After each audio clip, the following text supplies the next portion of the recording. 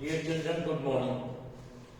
Question 13 हो चुके हैं 6.3 में। क्वेश्चन नंबर 14 थोड़ा सा बड़ा है, ठीक है, एक बार समझ लो। फिगर इसकी गिवन है, क्या है क्वेश्चन नंबर 14 में? A B A C and median A D, A B A C और मीडियन ए डी, ये जो है ट्रायंगल एबीसी में रिस्पेक्टिवली प्रोपोर्शनल है, रेशियो इक्वल है किसके साथ? P Q, P R and P M, median P M, A D और पी एम मीडियन है, ठीक है। तो गिवन में आप लिख सकते हो ए बी अपॉन में P Q is equal to A C upon P R is equal to A D upon P M, ये गिवन है। और हमें प्रूव करना है ट्रायंगल एबीसी को, इस पूरी ट्रायंगल को पी क्यू आर के सिमिलर। तो कंस्ट्रक्शन है, कंस्ट्रक्शन क्या है? एडी को हमें प्रोड्यूस करना है ई तक, such that AD is equal to D, ये एडी और डी बराबर ज्वाइन सी। इसी तरीके से इस ट्रायंगल के अंदर भी पीएम को प्रोड्यूस करो एम तक, such that PM is equal to M N join R N. तो ये ट्रायंगल यहां बन गई है, इसके सामने इन दो ट्रायंगल्स को लेके हम कॉन्ग्रुएंट प्रूव करेंगे। तो इन दो ट्रायंगल्स में एक तो AD is equal to D, क्योंकि हमने कंस्ट्रक्शन करी है। फिर दूसरा ये एंगल और ये angle equal, angle ADB, AD is equal to D तो कंस्ट्रक्शन है, angle ADB is equal to angle ADC, vertically opposite angle है ये। तीसरी चीज BD is equal to DC, क्यों है BD और DC इक्वल, क्यों है? क्योंकि D मिड पॉइंट है BC का, AD मीडियन है तो D मिड पॉइंट हो गया। तो ये दो ट्रायंगल्स आपस वाली ऐसे ऐसे आपकी कॉन्ग्रुएंट होगी। कॉन्ग्रुएंट होने के बाद में आप हम लिख सकते हैं AB is equal to C CPCT and angle 1 is equal to angle 2 CPCT से, angle 1 is equal to angle 2 and AB is equal to C CPCT।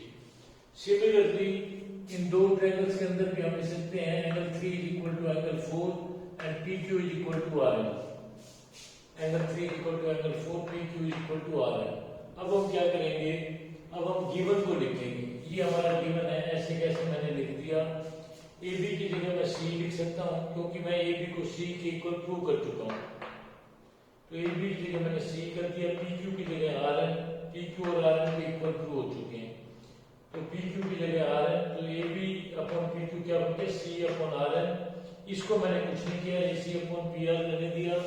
AD को मैं लिख सकता हूँ, इस AD को लिख सकता हूँ A का हाफ, D मिड पॉइंट है तो AD को मैंने A का हाफ लिख दिया, और PM को मैं लिख सकता हूँ PN का हाफ, ठीक है। या मैंने रीजन लिखा है AB को मैंने C, PQ को RN, क्योंकि मैं प्रूव कर चुका हूँ। फिर AD को A का हाफ और PM को PN का हाफ, क्यों? क्योंकि AD और D इक्वल है और PM और MN इक्वल है, कंस्ट्रक्शन करी थी हमने।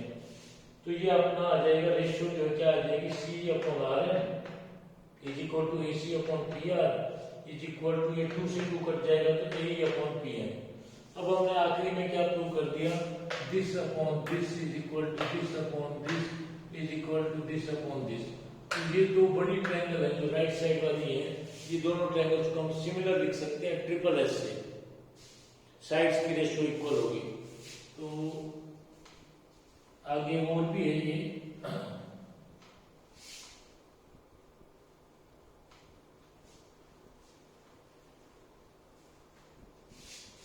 ये ट्रायंगल होगी अब आपकी, hence triangle ACE similar to triangle PRL triple S. क्यों? क्योंकि हमने ये this upon this is equal to this upon this is equal to this upon this prove करके दिखाया है। तो ट्रिपल एस से ये दोनों ट्रायंगल्स आपकी सिमिलर होगी। अगर ये दोनों ट्रायंगल सिमिलर है तो हम लिख सकते हैं then angle 5 is equal to angle 6 and 2 is equal to 4, hence angle 5 is equal to angle 6 and angle 2 is equal to angle 4। 2 और 4 इक्वल, क्यों? CPST से।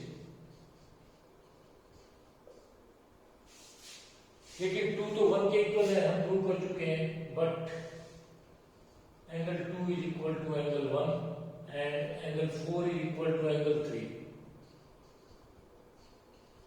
प्रूव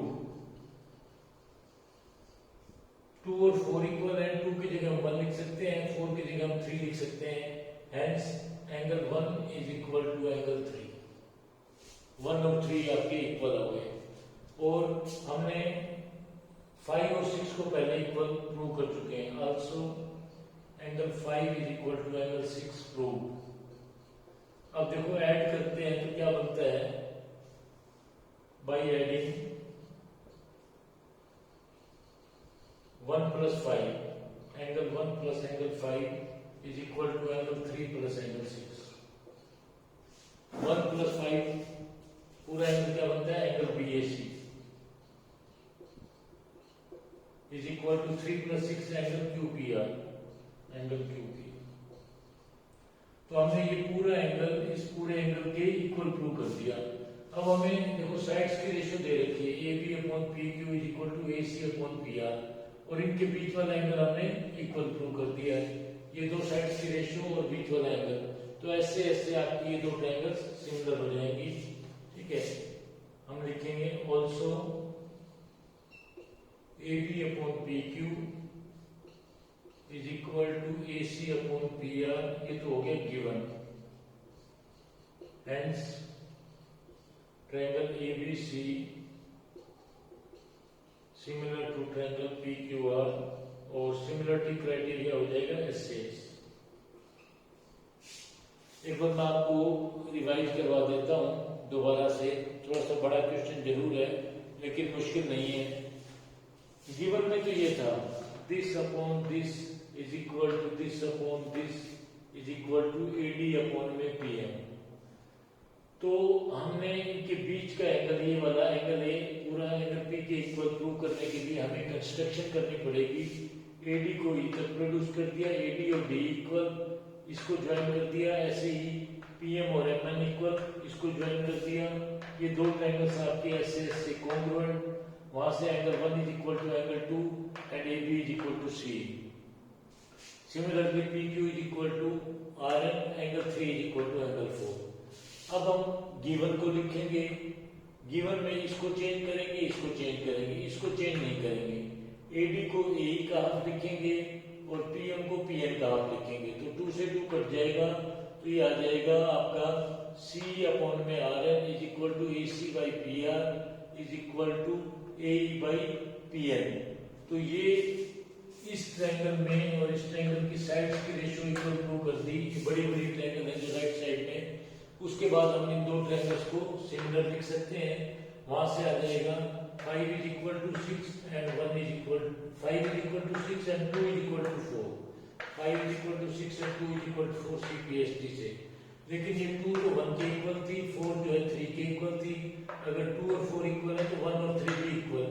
5 और 6 को हम पहले इक्वल प्रूव कर चुके हैं, तो ऐड करेंगे तो 1 plus 5 is equal to 3 plus 6, ये पूरा एंगल इस पूरे एंगल के इक्वल। तो ये बीच वाला एंगल इक्वल हो गया। इन साइड्स की रेशियो हमें पहले इक्वल दे रखी थी, AB upon PQ equal to AC upon PR। बीच वाला एंगल हमने इक्वल प्रूव कर दिया, तो ऐसे ऐसे आपके दोनों ट्रायंगल्स सिमिलर हो गए। ये तो हो गया आपका क्वेश्चन नंबर 14। चलो आज के लिए क्वेश्चन ही बड़ा है, इतना ही बहुत है, बाकी 2 क्वेश्चन बचे हुए हैं, अगली बार करेंगे।